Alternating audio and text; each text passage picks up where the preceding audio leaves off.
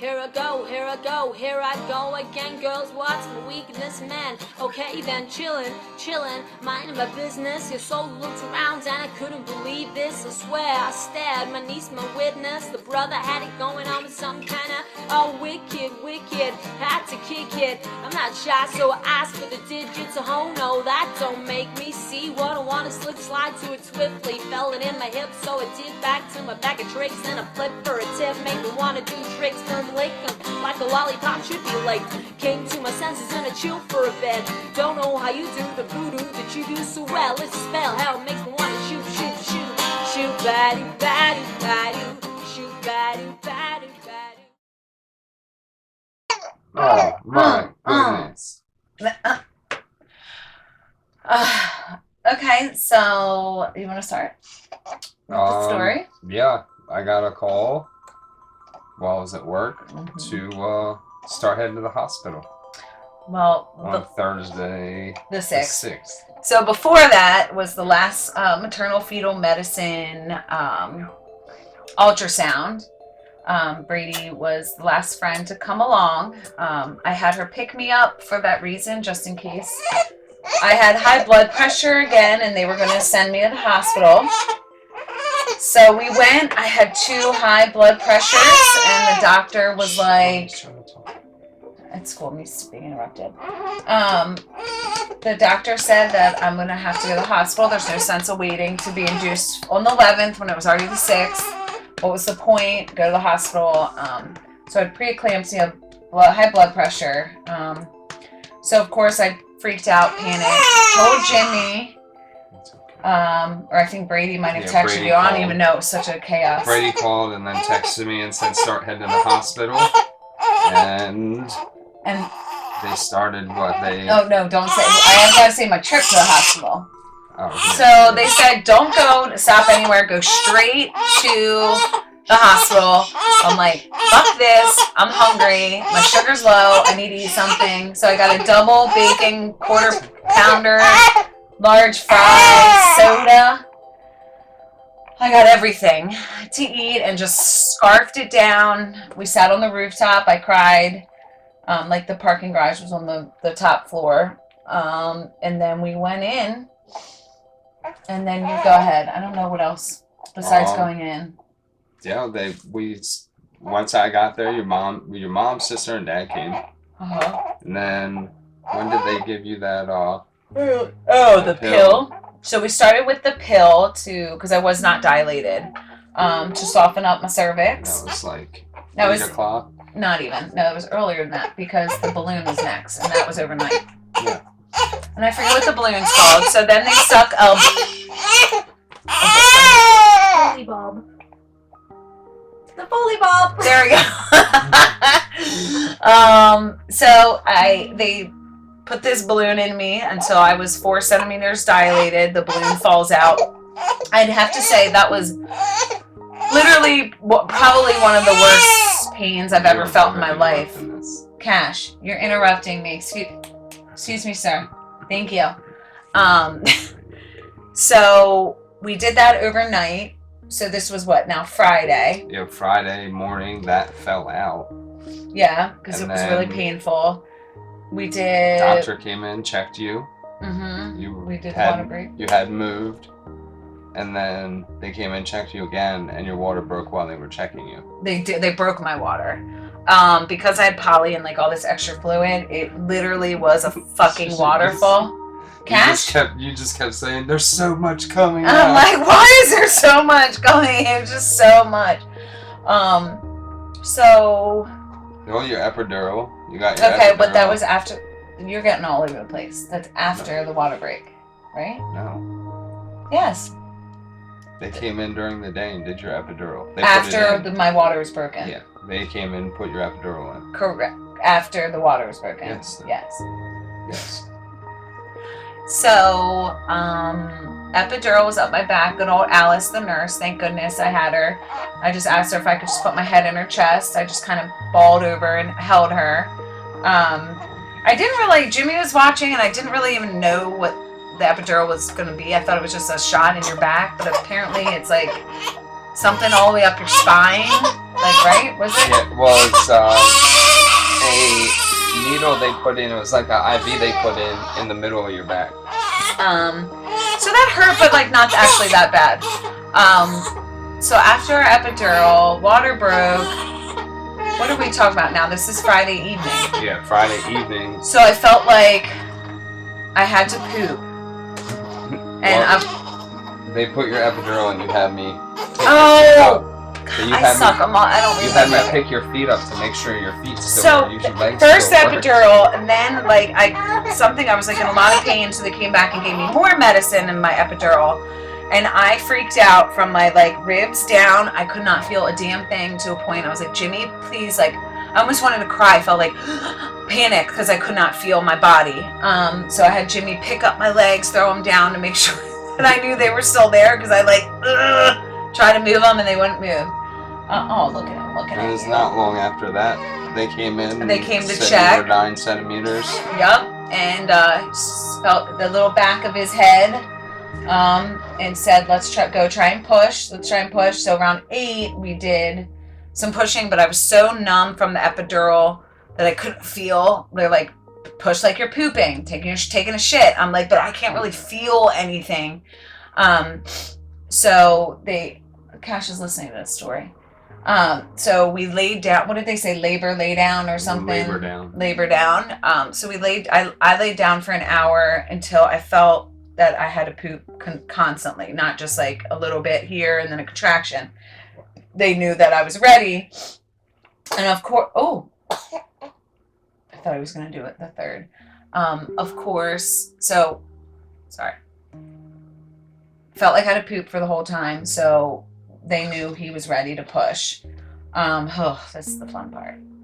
So, on the ceiling was the picture of, what was it? What did we call it? Deep Creek Lake? Yeah. And it was probably just like mountains, probably some famous place, I don't know. But it was just the same hot labor and delivery bed. There was no like extra other room you went.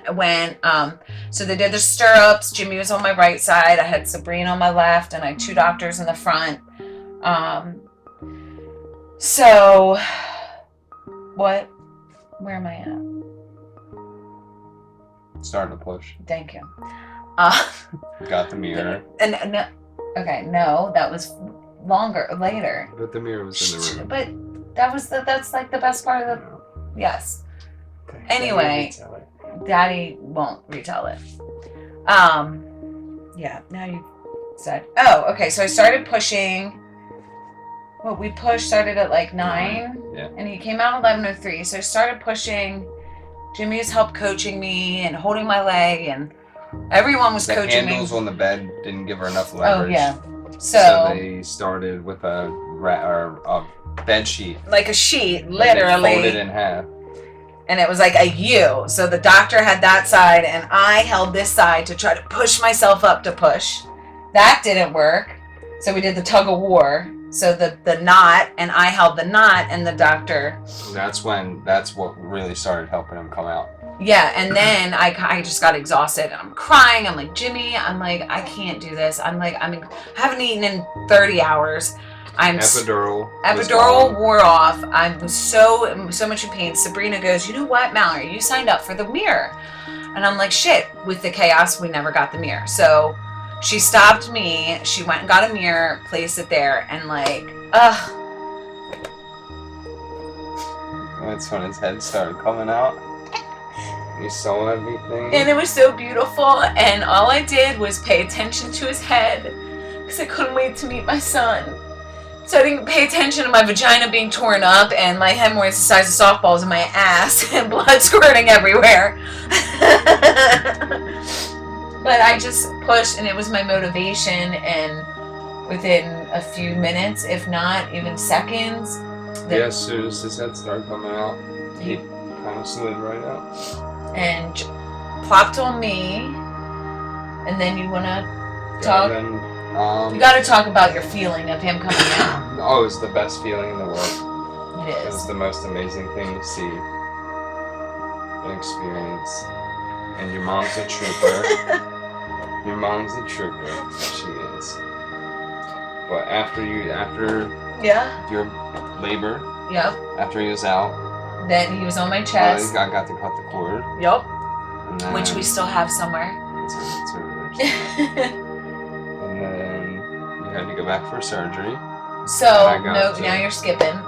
They started scraping the placenta out. Yeah, they were okay. So they tried to get your placenta out and couldn't, And like so you- was all the way up to the elbow in me, ripping chunks of my placenta out, and it came in chunks and didn't get it all. So they did emergency surgery. And what did they say to you? Because I was crying, hyperventilating, holding Cash, and just being a mommy. They knew they were taking her to the operating room. They told me to take my shirt off, and I was getting skin to skin until she was back. And I spent the first 2 hours of his life with him and cried the whole time like a little baby. And you still have the bottle, right? Yeah, I kept formula? the first bottle. I have everything. Yep.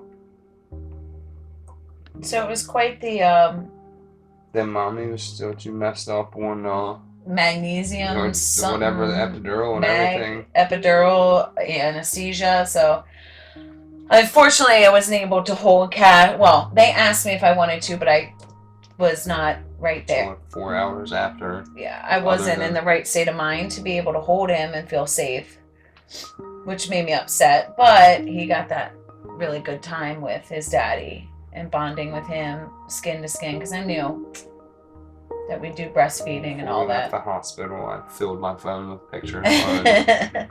Well, okay, so now we got, that's labor and delivery. Now we get to go to the maternity ward where I'm recouping. And overall, I passed some clots where I had to get removed again. I thought, what did I say?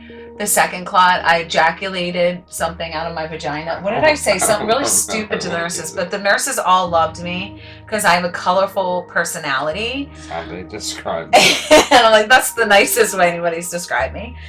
In my obnoxious sarcasm. But WellSpan nurses in maternity ward were phenomenal. Took care of me, helped me cry, changed my ice down there, bandages, clean, teach me how to breastfeed, everything. Made sure I didn't need anything. Yes, got you extra pillows and blankets, hooked you up. So a few days later, Cash had some jaundice issues, so he was in his Avatar Rubbermaid container, which freaked us out. The first day he was in it, we had it in the hospital room with us, but because there's like little sunglasses, Jimmy and I were just too paranoid, like, oh my god, they came off, oh my god, like, oh my god, like, so we took advantage of the nursery the first night, and the second day he was in the Avatar Rubbermaid container. Couldn't even see him until they needed to eat. Yeah, we just told him just to keep him in the nursery because there's someone there to watch him at all times to make sure his glasses doesn't come off. I just know my anxiety. I've been up all night, every 2 seconds, making sure, being ridiculous. So the nurses come back as I hear my son screaming down the hallway for his feeding for me, with Post-its in his little what does your mom call it? Plastic bassinet? Yeah. Oh gosh, the Rubbermaid container. Cash Looked money. like a license plate. Yeah, little cash money, which we still have somewhere in your memory box already, which is huge and overflowing. I actually have to get a bigger box. Your memory shed. Yeah, I have to get the little box. I don't know what I was thinking. I need a bigger box.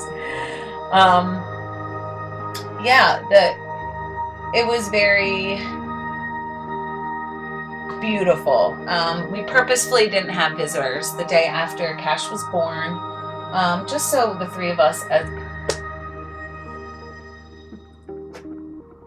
I haven't cried yet today, damn it. It's okay. Anyway, just so the three of us could learn each other and spend time. So he could pee on me. Oh, he did pee. The first day. Yeah. So anyway, and overall, everything was good. 6 days later, we got to go home. 6 days later, I was in the hospital. Why are you? Believe me, I count down. I felt like I was like on a stranded island. Like, I don't know. The whole experience is euphoric, to say the least. Everyone tells you to their experiences of becoming a mom, but until you actually do it, it's just an out-of-body experience. It's the craziest experience, the craziest thing I've ever experienced. Just the whole process. So, it was totally worth all the pain. And I'm still healing. 2 stitches torn later. So Mama's still walking around doing laundry and shit.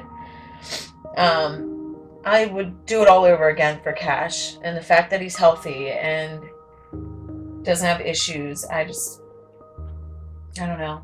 I don't know what you want to say. I could just cry. I could just sob. I think about the first night home, I guess. Oh yeah.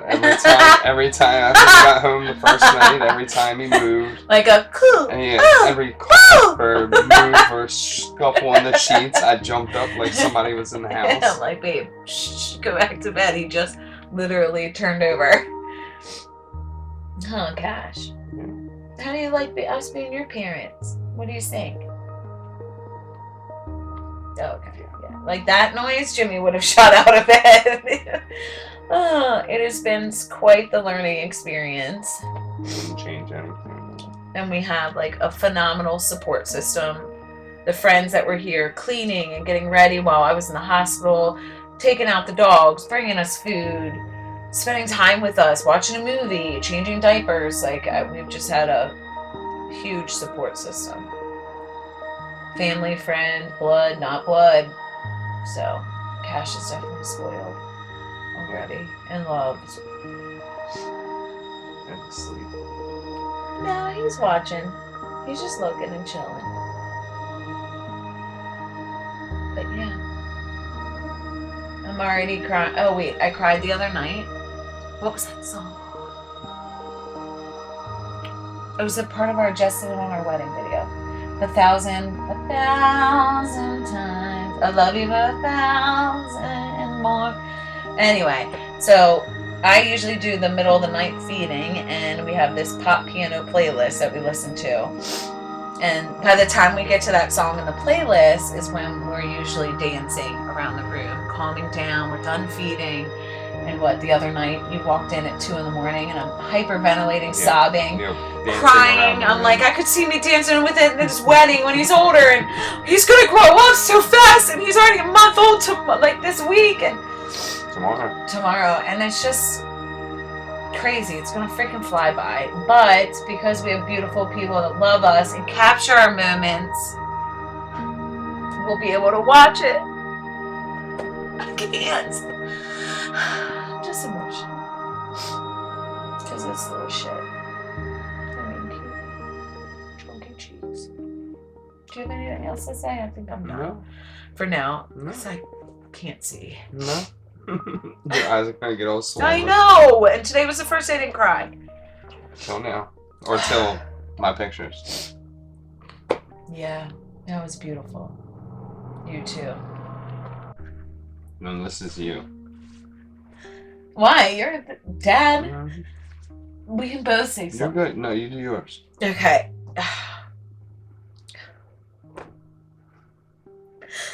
I can't even get my shit together and even say anything. Okay. I did the same thing at the wedding when I got your card and the bracelet. Okay.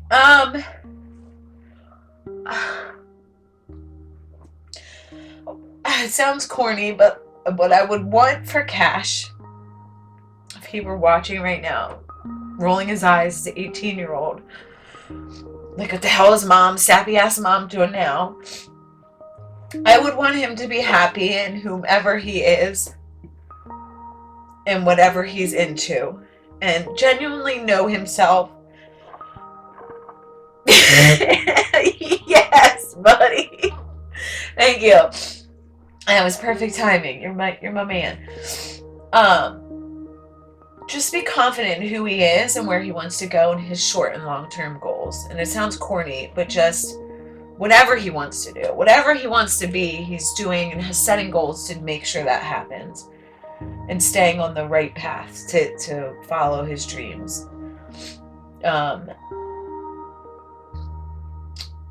whether that's college, whether that's interning somewhere, mechanic, whatever. He wants to be that there's a lifelong goal and that he will always be mama's boy because he's my man. I can't help it. I love him so much already, and I'm already sad thinking of when he's 18 and leaving us.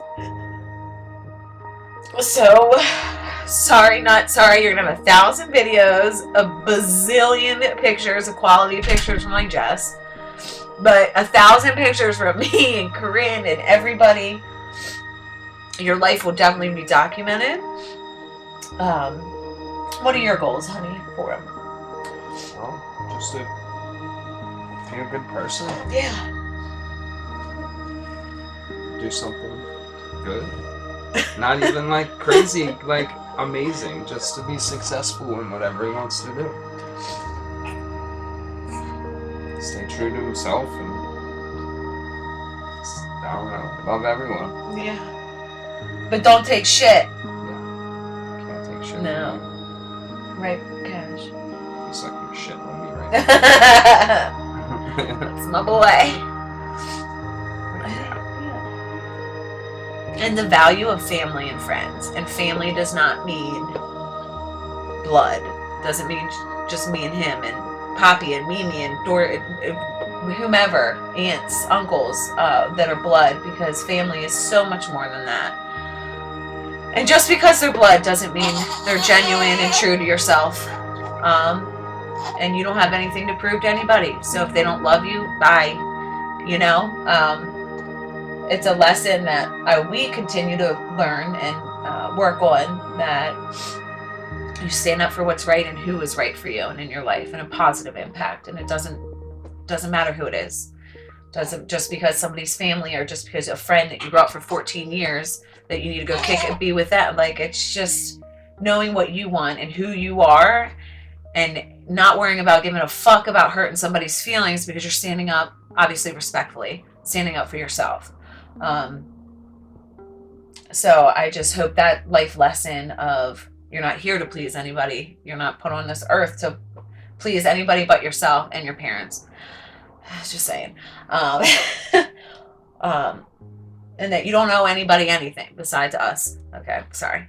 You don't owe anybody anything. Doesn't mean you need to be a dick or be an asshole, but you do need to know who you are and speak up for yourself so you get the good things in life.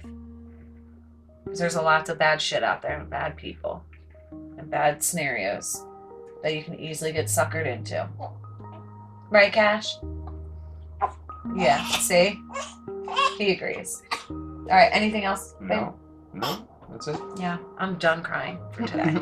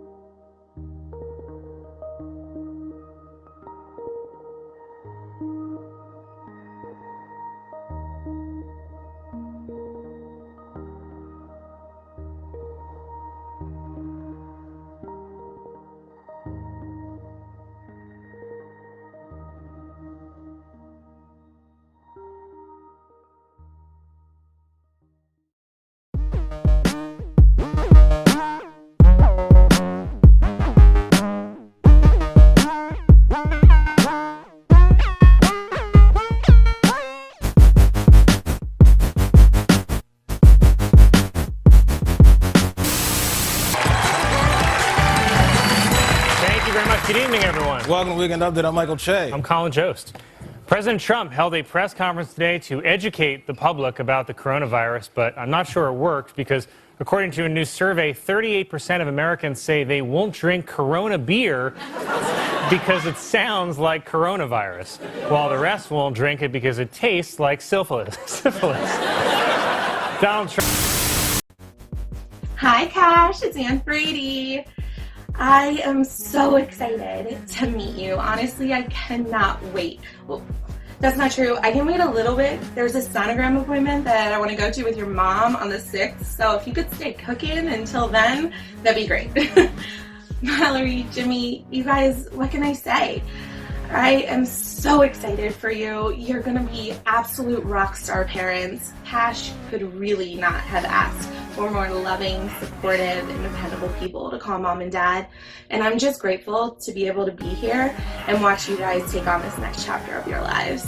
And I'm really excited to play with my new nephew and to watch Kash grow and learn and develop into this amazing person.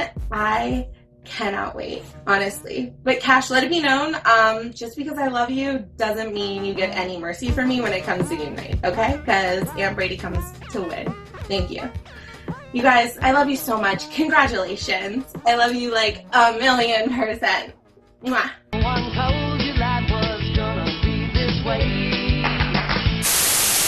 Future Kash, it's past Villani. And Gus. And we got 3 hot tips today from the Mike Cave. Number 1, be adventurous. Number 2, don't forget to love life. And number 3, use a cast iron skillet whenever possible because it makes the food extra crispy. Peace out. I'm John Crow. It is Friday, February 7th, and tonight's Mega Millions jackpot is an estimated annuitized $187 million. To win that jackpot, you must bet these 5 white balls plus. That is 4. Again, tonight's winning numbers are 9, 14, 52, 27, 36, and the gold mega ball is 4. Now, if no one matches all 6 numbers.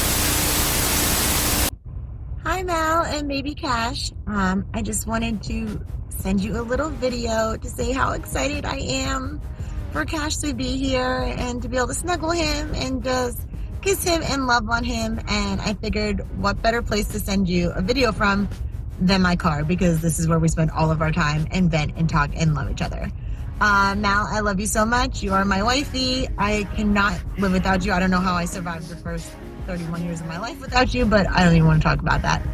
I'm just so ready to watch you rock it out at being a mom and Jimmy rock it out at being a dad. And I can't wait to help you and to be in your lives forever. And I just love you. Bye.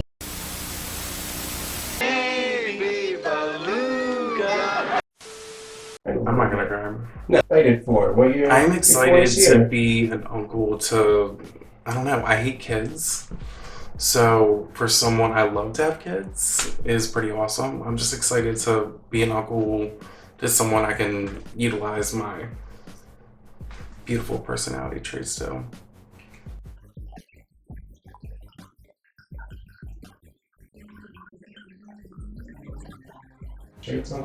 I'm gonna tell him to be fucking competent as shit and make sure he's polite and mannerly, and I don't know. I want him to have a backbone though. Well, let him know that he has the 2 best parents to say anything he wants to in the world to.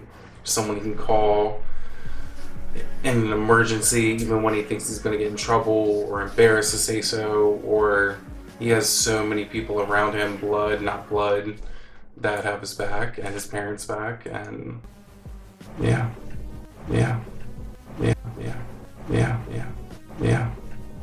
I want, like, his generation now, like, and hopefully it's not just me that's telling him this, that he has enough support and enough people to be exactly who he wants to be and do it, like, express himself in any way he wants to, because he'll have the support not only of his parents and everyone around him, like family-wise, friends-wise, and yeah, he's a lot.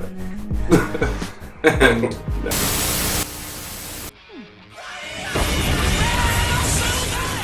whoa! Is this the future? This is the present, future Bill. Here's your order, Bills. Excellent!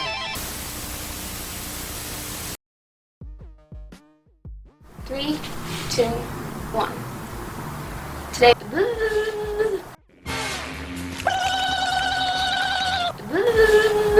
We should. Okay.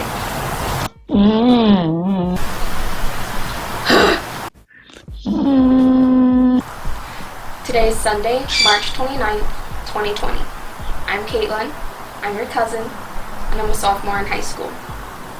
Before we begin, I would like to tell you that don't think that you're too cool to watch this video because we all love you, so don't be a turd, okay?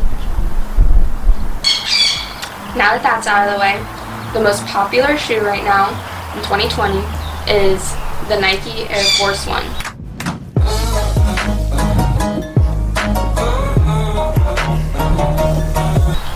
Style right now is the 80s and the 90s, so I wonder if that's gonna like come back by the time you watch this, because that would be really cool. Things that are happening and have happened in 2020 so far. People thought that World War III was going to happen, which hasn't happened. It's definitely not going to happen. Let's hope that it hasn't happened by the time that you watch this. Trump is still president, and currently the coronavirus outbreak is taking full swing. There is no toilet paper to wash my booty hole, which is kind of a problem. Maybe I might get a bidet. That would be cool. Kind of weird, you know? Like water squirting through your butt to clean it. It's a little funny. One piece of advice that I have for you is that you never get girls by being a douche, okay? So be yourself and don't act like you're cool and all that, because when you look back on it, you're going to regret it. Like, don't take the stupid videos, and I know that you're a dude, but like, don't post photos like with the boys. Here's a fish that I caught. You know? Don't do that. You're gonna regret it.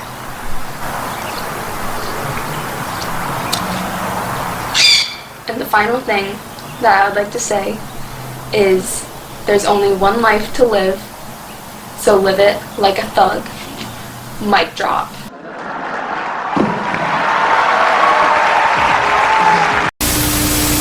We turn now to the Americans infected with coronavirus, trapped on a cruise ship off the coast of Japan. More than 60 passengers have the virus. At least 11 of them are Americans. Here's ABC's Gio Benitez. Tonight, desperation is setting in on board this quarantined Princess cruise ship off the coast of Japan. Hey KJ, this is Aunt Jess. I'm just hopping on here to say hi and tell you how much I love you. And I was supposed to make this video before you were born, but we're a little late to the game as always.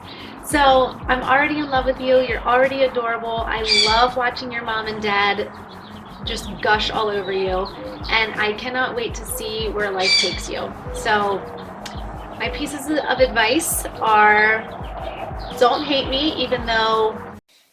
Don't hate me because you ate me. I've taken so many pictures of you throughout your life so far, and I'm not about to stop whenever you're watching this video. So I kind of am sorry for torturing you with the camera, but then again, I'm not, because I really, truly believe in just documenting life because it goes by so fast. And I'm sure by the time you're watching this, we're all going to be looking at each other like, how the heck is KJ 18 years old already? Or however old you are. My second, I guess that wasn't really a piece of advice, but my piece of advice is to be yourself and to follow your heart wherever you're going to go in this world, whoever you're going to be, just be that. And we will love you no matter what. And always do your best. And always remember that high school never ends and that bitches are gonna be bitches. Ain't nobody got time for that. And that the drama is going to be there unless you remove yourself from it. So be your best, do your best, be yourself, and don't get caught up in the bullshit. I love you, and I'm just happy that you're a part of my life. Mwah. And it describes her horrifying experience when she first realized the complex was on fire. Well, I me a cold pop, and then I thought somebody was barbecuing. I said, oh Lord Jesus, it's a fire.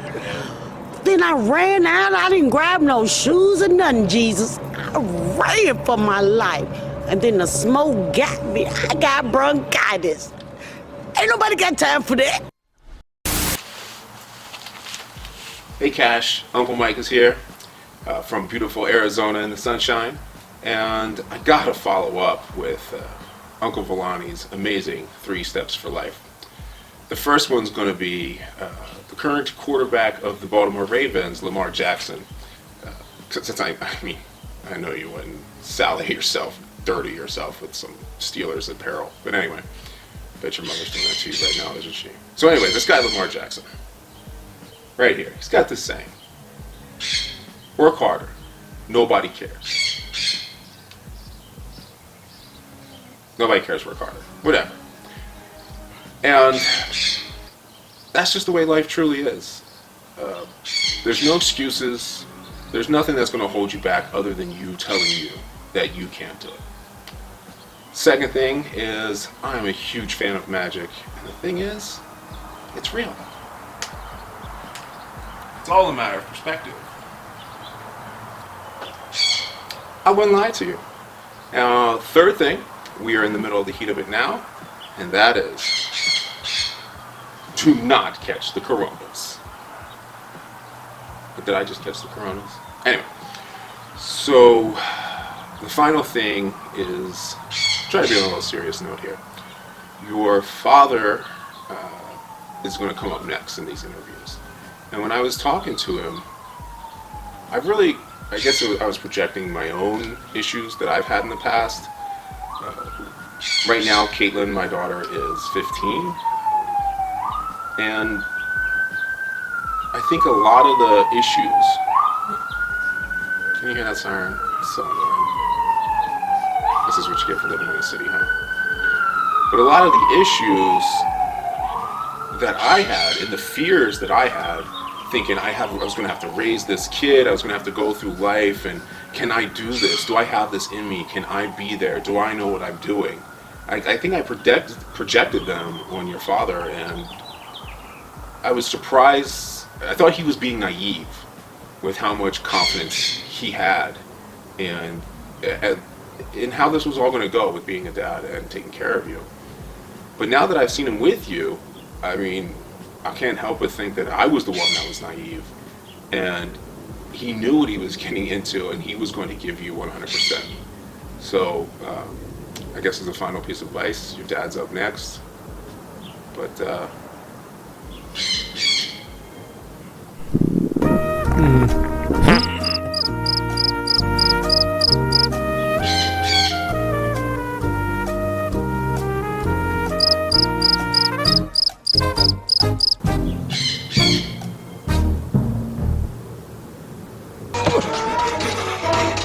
Come on, you stupid brain! Work! if you can, be a better father. It's going to be tough.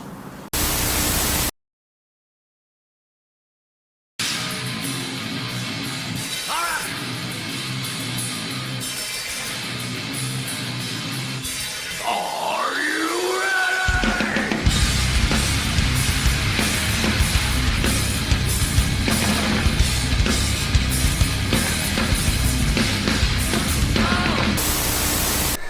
Nervous, excited, can't wait to meet him.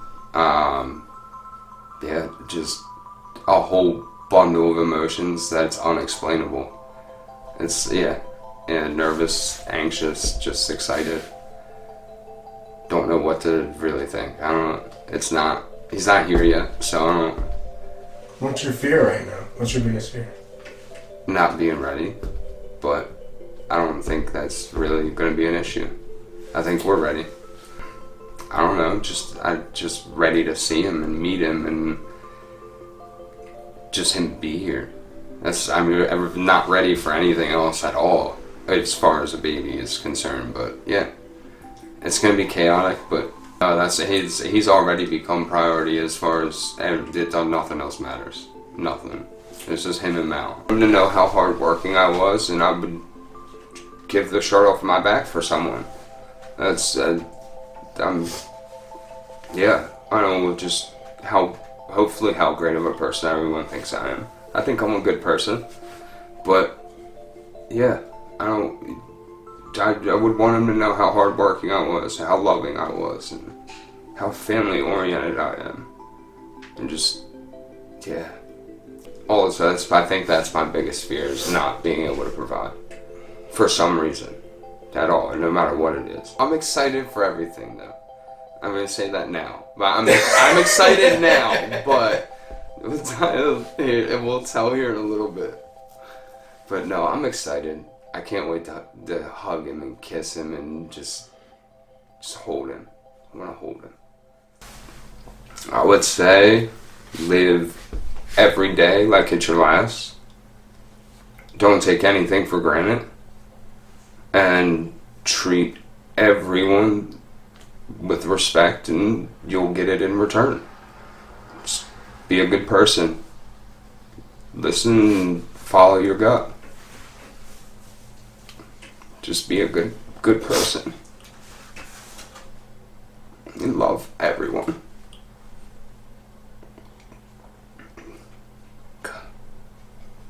Nothing's promised. Nothing.